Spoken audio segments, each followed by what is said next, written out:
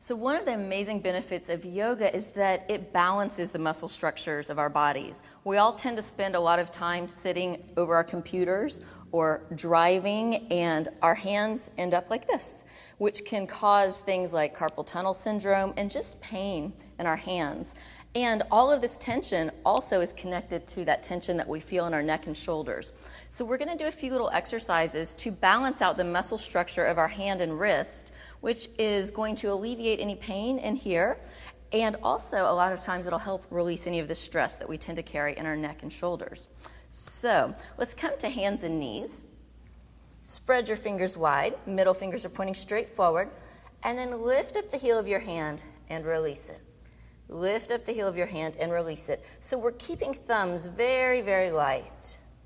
And if this feels like it's too much, just lean back, take some weight off it. And if it feels like it's too easy, just lean forward, put a little bit more weight onto it. And with this, we're strengthening those muscles that help us to lift the weight out of that wrist. So see if you can keep the weight equally distributed from index finger to little finger. And we can release that.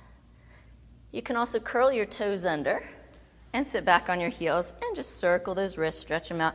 If this feels like it's too much for your toes, you can either come up or just don't curl the toes under. But it's nice to stretch out those toes and balance out all that time that we spend squishing our feet into our shoes. All right, for the next hand and wrist exercise, press your palms together, and we have a straight line across from elbow to elbow. So rather than hands coming up, see if you can keep a straight line across. Pressing palms together, lifting your heart, and pull those little fingers back as far as you can. And release that. Pull your thumbs back. And release that. Pull your ring fingers back. Some of these fingers may be a little more challenging to pull back than other ones. We don't exactly use these muscles every day. So they're good muscles to wake up and to get in touch with.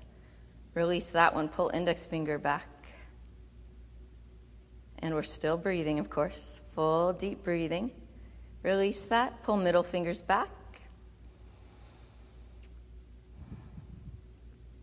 And release that. Now all the fingers pull back.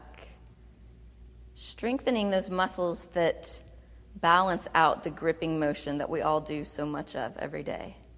These really are great exercises to do every single day. And if you notice that your shoulders have crept up around your ears, let that relax also. Good. Release that. Come forward. Ooh, let's release our toes. Circle your wrists. And now we're going to stretch them out. So place the top of your hand on the floor so your palm is facing up towards the sky. And if this feels like it's too much, just slide those hands back. Or if you want to make it a little more challenging, slide the wrists a bit further away. And when you start, see if you can pull your thumb and your little finger down towards the floor. Find those muscles. And again, if the shoulders are up around your ears, just notice that connection between the wrists and the shoulders and relax those shoulders. Now from here, see if you can lift your little finger up to your thumb, keeping all your other fingers flat on the floor. Sometimes it takes a little practice.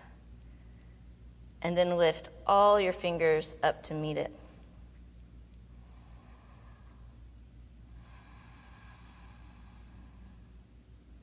And let's ease out of that. Just take your time easing out of that. Circle your wrists. And one more. This time, turn your hands out, palms to the floor. Press all those fingers at once into the floor and begin to sit back.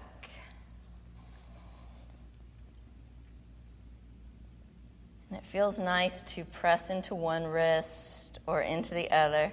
Continue to breathe into it.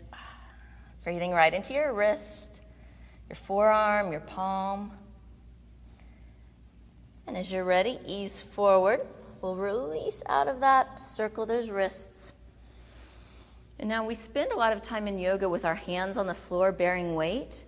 And all of these exercises that we just did will help with that, because anytime our hand is on the floor, we don't want to sink onto our wrist. We want the weight to be equally distributed so that we have about 1/3 of the weight on the wrist, about 1/3 of the weight on the ball of the hand, and about 1/3 of the weight on the fingertips. Thumbs stay very, very light. So come back to hands and knees, but this time just ground through the ball of your hand. So pull your fingertips up and pull the wrist up. So this is usually the trickiest part to ground. What we normally love to do is this.